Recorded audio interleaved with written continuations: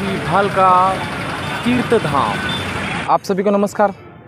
मैं इस वक्त भालका में हूँ, यानी सोमनाथ क्षेत्र से 4 किलोमीटर दूरी पर, वेरावल से 3 किलोमीटर दूरी पर। भालका यानी गुजरात में जो भालका बताया जाता है, भालका यानी बाण, यानी तीर जो होती है ना, तीर, हाँ, उसे जो भालका कहते हैं। जो और ये स्थान इतना महत्वपूर्ण है, बहुत ही महत्वपूर्ण स्थान है, क्योंकि श्री कृष्ण भगवान जी ने अपना अवतार समाप्त किया हुआ अंत स्थान है, यानी अंतिम स्थान है। जब उन्होंने अवतार समाप्त करते हैं, वहाँ पर जो ऐसी घटती है घटना, एक शिकार ने उनको तीर छोड़ देता है। जश्न का चरणों में तीसरी आंख होता है, उस आंख पर लग जाता है। शिकारी जो था वो आकर क्षमा मांगने लग जाता है, मगर उसको पता नहीं है। वो कहता है मैं जाने अनजाने से छोड़ दिया, ऐसा कहते हैं। मगर ये जाने अनजाने से नहीं हुआ है, ये सारे श्री कृष्ण के अनुसार ही हुआ है।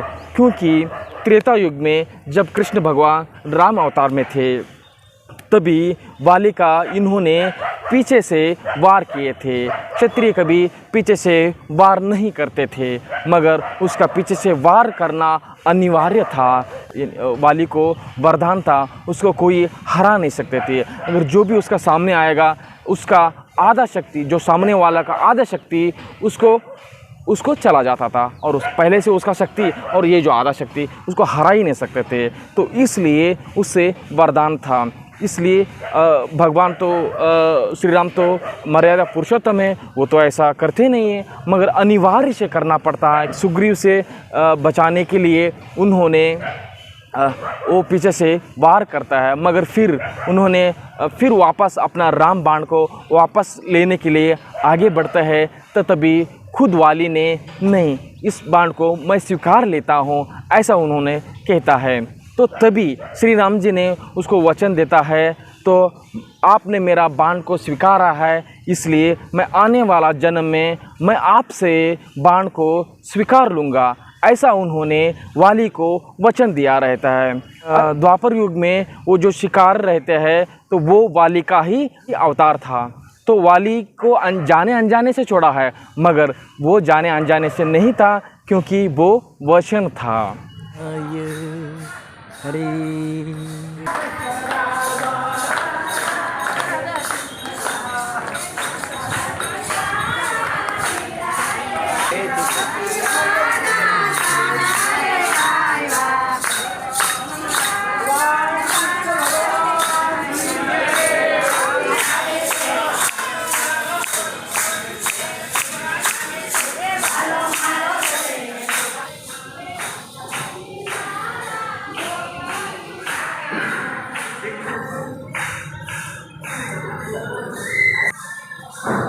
जहाँ अश्वत्थ वृक्ष था, उसी का बगल में श्री कृष्ण भगवान वहाँ पर विश्राम कर रहे थे। उसी समय तीर लगती है।